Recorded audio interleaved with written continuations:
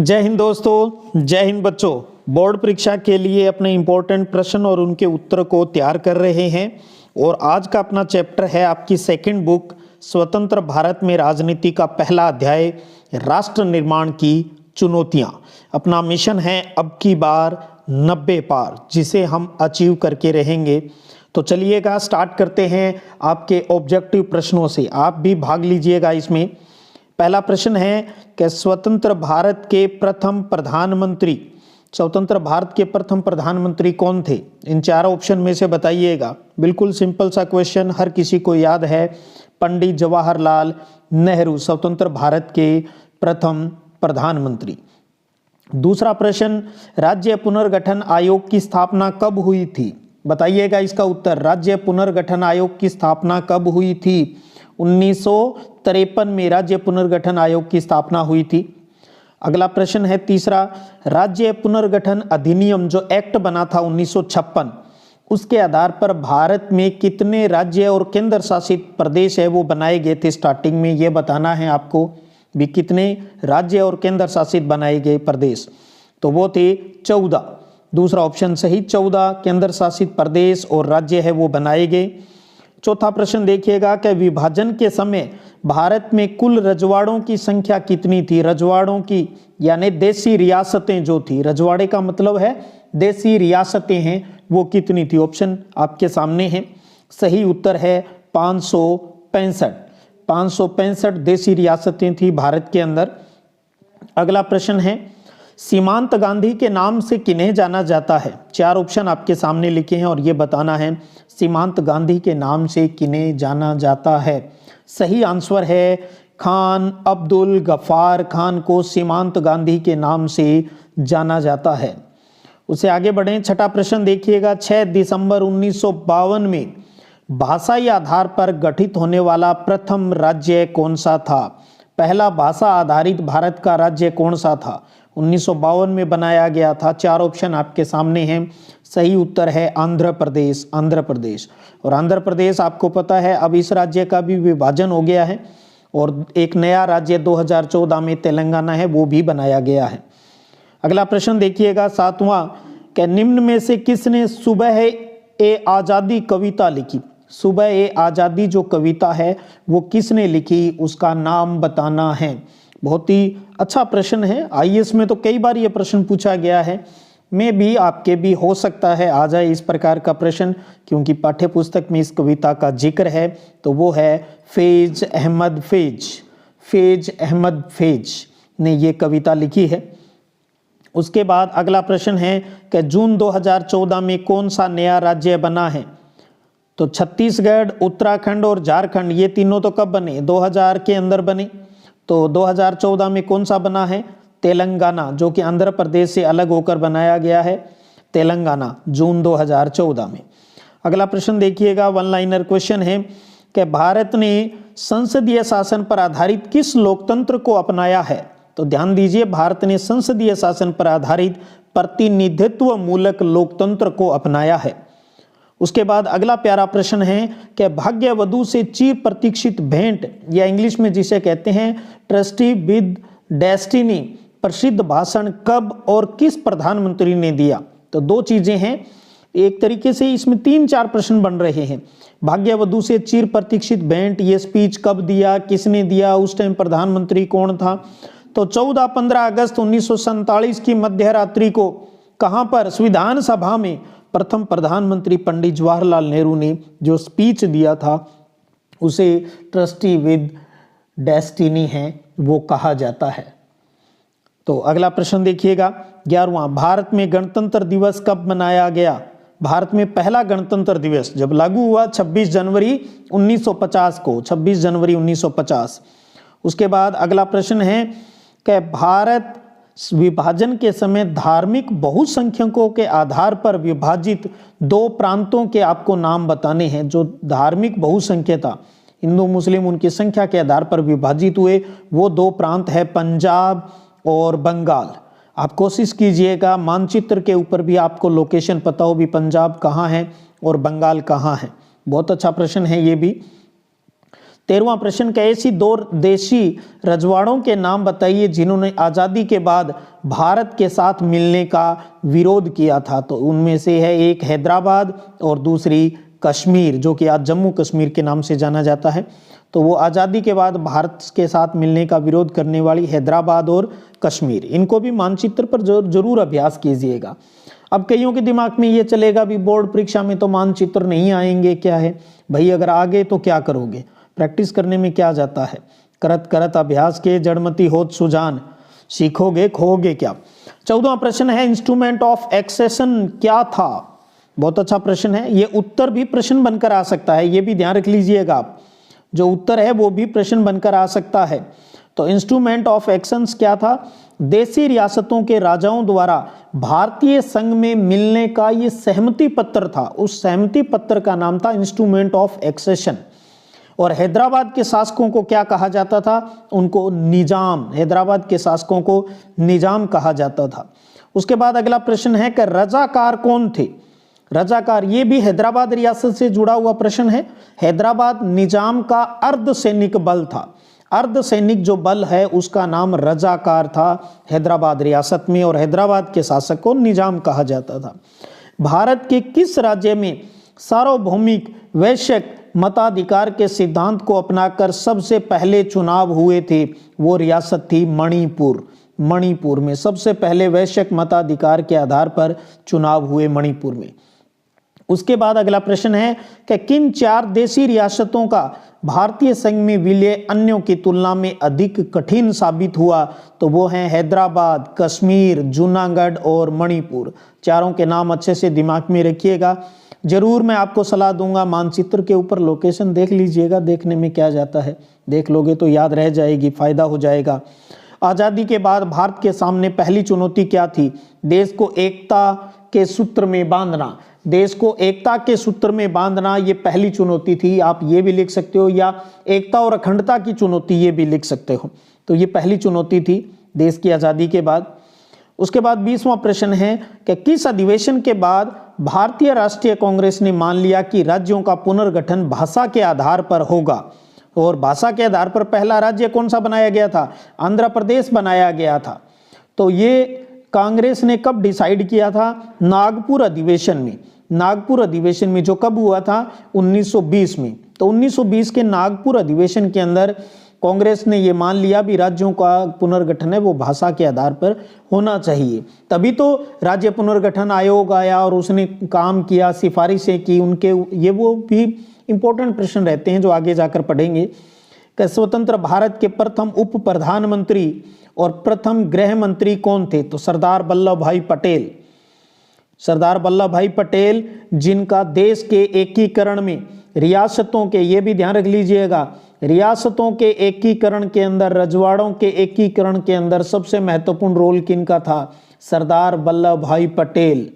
सरदार वल्लभ भाई पटेल एकता के प्रतीक, अखंडता के प्रतीक, एकीकरण में सबसे ज्यादा रोल किसका था, सरदार वल्लभ भाई पटेल का। ध्यान रख लीजिएगा इस बात को। आंध्र आंदोलन के दौरान किस नेता की मृत्यु भूख हड़ताल से हो गई थी, उनका नाम था पोटी श्री रामुलु। श्री रामुलु जो भूख हड़ताल पर बैठ गए थे भी भाषा के आधार पर आंध्र प्रदेश को अलग राज्य बनाया जाए, और उनकी मृत्यु के बाद उनकी बात को स्वीकार भी कर लिया। कई बार ऐसा भी हो जाता है, आंदोलन करना पड़ता है, फिर कुछ मर जाते हैं, फिर डिसीजन हो जाते हैं। आंध्र आंदोलन के दौरान किस नेता की मृत्यु भूख हड़ताल से हुई, पोटी श्री रामुलु। एक चीज और बताना चाहूंगा बेटा, कुछ शब्दों को लिख कर अभ्यास कर लेना, इनके ऊपर ही अंगुली मत चलाते रहना। कई बच्चों को आदत होती है, कोई हार्ड शब्द लिखता है उसके ऊपर अंगुली चला कर लेता है, मैं ऐसे लिख दूंगा, और परीक्षा में नहीं लिखी जाती, अशुद्ध लिखता है, नंबर काट लिए जाते हैं। आजादी के समय मणिपुर के राजा कौन थे, मणिपुर के राजा राजा बोध चंद्र सिंह थे, बोध चंद्र सिंह थे। उसके बाद अगला प्रश्न है कि मुस्लिम लीग द्वारा प्रस्तुत द्विराष्ट्र सिद्धांत क्या था। कई प्रश्न है, एक प्रश्न तो ये बनता है कि द्विराष्ट्र सिद्धांत किस पार्टी ने अपनाया, मुस्लिम लीग ने अपनाया, इसने बात की सबसे पहले। एक प्रश्न तो यही बनता है, द्विराष्ट्र सिद्धांत मुस्लिम लीग लेकर आई थी। अब हमें यहाँ ये बताना है कि द्विराष्ट्र सिद्धांत है क्या। इसका मतलब ये था कि भारत किसी एक कौम का नहीं है, बल्कि हिंदू और मुसलमान दो कौमों का देश था, और इस कारण मुस्लिम लीग ने एक अलग देश पाकिस्तान की मांग की थी। ये था द्विराष्ट्र सिद्धांत, भी 2 राष्ट्र बना दो। बहुत इंपॉर्टेंट प्रश्न कि राज्य पुनर्गठन आयोग का काम क्या था और इसकी प्रमुख सिफारिश क्या थी। तो देखिएगा, सबसे पहले नंबर 1 पे हम बात कर लेते हैं। आप यहाँ लिख सकते हैं, राज्य पुनर्गठन आयोग का प्रमुख काम था राज्य की आंतरिक सीमाओं को तय करना, राज्य की इंटरनल जो बाउंड्री है वो डिसाइड करना, ये इसका मुख्य काम था। फिर थी भी इस कमेटी ने कौन सी सिफारिश की, ये 2 नंबर पे जो लिखा है ये प्रमुख सिफारिश है, ध्यान रख लीजिएगा। राज्यों की सीमाओं का निर्धारण वहां बोली जाने वाली भाषा के आधार पर होना चाहिए, भी भाषा के आधार पर राज्य बनने चाहिए, और आंध्र प्रदेश पहला राज्य बना। तो ये इनकी प्रमुख काम और प्रमुख सिफारिश की बात थी, अच्छे से ध्यान रख लीजिएगा। उसके बाद में था कि आज़ादी के बाद भारत के सामने कौन सी 3 प्रमुख चुनौतियां थी। तो 3, एक तो एकता और अखंडता की चुनौती, दूसरे चैप्टर में हम लोकतंत्र की स्थापना की चुनौती की बात करेंगे, ये दूसरी थी, और तीसरी समानता पर आधारित विकास की चुनौती। तो एकता और अखंडता की सूची, लोकतंत्र की स्थापना की चुनौती और समानता पर आधारित विकास की चुनौती। आज यहाँ जो प्रश्न दिए हैं ये 2-2, 3-3 नंबर में आपको यही प्रश्न मिलेंगे, ध्यान रख लेना अच्छे से, चाहे अर्धवार्षिक हो, चाहे वार्षिक हो, बोर्ड परीक्षा हो, कुछ भी यही पेपर मिल जाएंगे आपको। आजादी के समय देश के पूर्वी और पश्चिमी इलाकों में राष्ट्र निर्माण की चुनौती के लिहाज से 2 मुख्य अंतर क्या थे। भी पूर्वी इलाका और पश्चिमी इलाके की अलग अलग सिस्टम रहा था, तो 2 मुख्य अंतर क्या थे ये बताना है। पाठ्य पुस्तक के पीछे का प्रश्न है, बहुत इंपॉर्टेंट है। देश के पूर्वी क्षेत्रों में भाषाई समस्या अधिक थी पूर्वी क्षेत्र में, जबकि पश्चिमी क्षेत्र में धार्मिक और जातिवाद की समस्या थी। तो एक तो ये समस्या है, भी पूर्वी जो इलाका था वहाँ भाषा की समस्या थी, और पश्चिमी जो इलाका था वहाँ पर धार्मिक और जातिवाद ज़्यादा था। पूर्वी क्षेत्र में सांस्कृतिक और आर्थिक संतुलन की समस्या थी, जबकि पश्चिमी क्षेत्र में विकास की चुनौती थी। तो ये 2 प्रमुख अंतर है, इंपॉर्टेंट है, अच्छे से आप इनको तैयार कीजिएगा। अगला प्रश्न है कि हैदराबाद की रियासत के विलय को आपको समझाना है। तो देखिएगा क्या लिखेंगे, मेन शॉर्टकट सारी बात आ जानी चाहिए। हैदराबाद के शासक को निजाम कहा जाता था। उन्होंने भारत सरकार के साथ नवंबर 1947 में 1 साल के लिए यथास्थिति बहाल रखने का समझौता किया। फिर कम्युनिस्ट पार्टी और हैदराबाद कांग्रेस के नेतृत्व में किसानों और महिलाओं ने निजाम के खिलाफ आंदोलन शुरू कर दिया। भाई इस आंदोलन को कुचलने के लिए निजाम ने एक अर्धसैनिक बल को लगाया, जिसे रजाकार कहा जाता है। उन्होंने उनको खूब पीटा। भाई इसके जवाब में भारत सरकार ने सितंबर 1948 को सैनिक कार्रवाई के द्वारा निजाम को आत्मसमर्पण करने के लिए मजबूर कर दिया, और इस प्रकार हैदराबाद रियासत का भारतीय संघ में विलय हो गया। तो सैनिक कार्रवाई करके इसे भारत के अंदर मिलाया गया था। उसके बाद अगला प्रश्न, मणिपुर, भारत में मणिपुर के विलय को समझाइए। तो वो हैदराबाद का था, ये मणिपुर का, दोनों। देखिए 3 इसमें अच्छे प्रश्न हैं। एक तो चुनौतियां कौन कौन सी हैं, उसके बाद हैदराबाद का विलय कैसे हुआ और मणिपुर का विलय कैसे हुआ। 3 ही तो मेन बड़े बातें हैं। तो मणिपुर की आंतरिक स्वायत्तता बनी रहे, इसको लेकर महाराजा बोध चंद्र सिंह और भारत सरकार के बीच विलय के सहमति पत्र पर हस्ताक्षर हुए। जनता के दबाव में निर्वाचन करवाया गया, निर्वाचन यानी चुनाव, और इस चुनाव के फलस्वरूप संवैधानिक राजतंत्र कायम हुआ। मणिपुर भारत का पहला भाग है जहां सार्वभौमिक वैश्विक मताधिकार के सिद्धांत को अपनाकर जून 1948 में चुनाव है वो संपन्न हुए थे। तो इस प्रकार से ये मणिपुर वाले में लिख सकते हो। उसके बाद अंतिम प्रश्न मैंने मेरी तरफ से भी भारत के मानचित्र में दर्शाइए। एक बार पुनः कहूंगा, जो बच्चे वीडियो देखते यहाँ तक पहुंचेंगे उनको जरूर समझ में आएगा। अब यहाँ कंट्रोवर्सी रहेगी, कुछ आपको ये कहेंगे मानचित्र नहीं आएगा, क्रॉस कर दीजिएगा। मैं एक ही बात कहूँगा आप बच्चों को, अगर आ गया तो मैं आपके ऊपर कोई प्रेशर नहीं डाल रहा, लेकिन इतना तो आप कर ही सकते हो भी, जो यहाँ पर हम किन्हीं भी राज्य का नाम, क्योंकि मानचित्र अगर आएगा तो इंडिया वाला आएगा, वरना हो सकता है मानचित्र नहीं आए और मैचिंग वाले प्रश्न आ जाए। लेकिन संभावनाएं रहती है जिंदा, तो हमें रिस्क नहीं लेनी चाहिए, थोड़ा सा अभ्यास कर लेना चाहिए। नहीं करते हो तो वो आपकी अपनी रिस्क है, और हो सकता है मैं कह रहा हूँ भी न आए, आ गया तो उसकी बात है।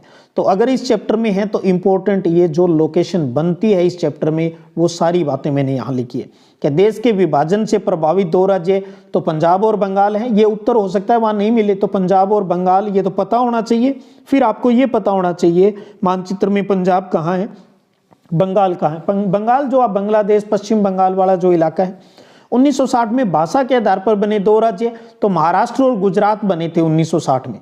तो ये और नहीं तो 1 नंबर वाले प्रश्न में कर लो, 1960 में भाषा के आधार पर बने 2 राज्यों के नाम बताइए, तो महाराष्ट्र और गुजरात है। तो नक्शे में इतना ही तो देखना है, महाराष्ट्र कहाँ है भी, गुजरात कहाँ है। जो भूगोल के विद्यार्थी हैं उनको दिक्कत नहीं आएगी, जो भूगोल के विद्यार्थी पॉलिटिकल सब्जेक्ट लिए हुए हैं उनको तो वहाँ याद ही करने हैं, तो उनको तो बिना कुछ किए ही फायदा हो जाएगा। लेकिन जिनके पास भूगोल विषय नहीं है तो उनका तो थोड़ा सा जरूर अभ्यास करना चाहिए। और ऐसे 2 राज्य जो पहले संघ शासित क्षेत्र थे यानी केंद्र शासित प्रदेश थे, बाद में राज्य बने, वो कौन है? गोवा और अरुणाचल प्रदेश। 2 के नाम पूछे तो ये आप मानचित्र में देख लो कहाँ है। उसके बाद में यहाँ रियासतें दे रखी है। जूनागढ़ कहाँ था? हैदराबाद किस इलाके में था? कश्मीर है, मणिपुर है, मैसूर है और ग्वालियर है। इनको आप मानचित्र में देखें। पाठ्य पुस्तक के अंदर अच्छे से सारी चीज़ें मानचित्र के अंदर दी हुई है। एक बार सरसरी नज़र से देखकर अपने हाथ से खाली नक्शे पर जरूर भर लीजिएगा, कुछ खराब नहीं होगा। कईयों को लगता है भी टाइम खराब हो जाएगा जो चीज़ पेपर में नहीं आई। अरे पेपर तो पास हो जाओगे, कोई बात नहीं है, 1-2 नंबर कम ज़्यादा आ जाए, आगे जाके लगना तो सरकारी नौकरी चाहते हो तो वहाँ तो ये सारी चीज़ें इंपॉर्टेंट होती है। इसलिए हमारे एक शिक्षा अधिकारी आए थे और उन्होंने सही कहा था कि बच्चों को सारा सिलेबस पढ़ना चाहिए, कम से कम वो बच्चे जो भविष्य में बड़े ओहदे पर जाना चाहते हैं, और अच्छे से पढ़ना चाहिए, उन्हें इम्पोर्टेंट के चक्कर में नहीं पढ़ना चाहिए। लेकिन देखते हैं क्या होता है, कितनी बातें आज के बच्चे इन चीज़ों को समझ पाते हैं। अपना टेलीग्राम चैनल भी है सिद्धिविनायक संग्रिया के नाम पर, आप वहाँ पर भी जुड़ सकते हो, भविष्य में फ़ायदा है वो उठा सकते हो। यहाँ पर बहुत कुछ चीज़ें आने वाले समय में और आपको यहाँ पर मिलेगी। एक चीज़ यहाँ आज और बताना चाहूँगा, कुछ बच्चों को ये वहम रहता है भी हमें यूट्यूब के बारे में अच्छे से जानकारी है। मैं ये कहता हूँ आप सिद्धिविनायक संग्रिया के चैनल पर जाएं और उसके ऊपर वहाँ जो वीडियोज़ और प्ले लिस्ट वाला जो ऊपर नाम लिखे हुए आते हैं, आप वीडियोज़ में जाकर सारे वीडियो एक साथ देख सकते हो। प्ले लिस्ट में जाकर अलग अलग क्लास वाइज सब्जेक्ट वाइज आप अलग अलग देख सकते हो। थोड़ा सा इतना कष्ट कीजिएगा, समझ में आ जाए। कभी इस बात को मैं और डिटेल में आपको जरूर बताऊंगा। चलिएगा, ये था आज अपना पहला चैप्टर 2nd बुक का। उसके सभी इंपॉर्टेंट क्वेश्चनों को इस साल के लिए 2022 बोर्ड परीक्षा के लिए हमने जाने हैं। उम्मीद करता हूँ आप सब इससे लाभान्वित हो रहे हैं और आप कमेंट जरूर कीजिएगा। आपके कमेंट का मुझे बेसब्री से इंतज़ार है, वो रहेगा। चलिएगा, फिर मिलते हैं, तब तक जय हिंद, जय भारत।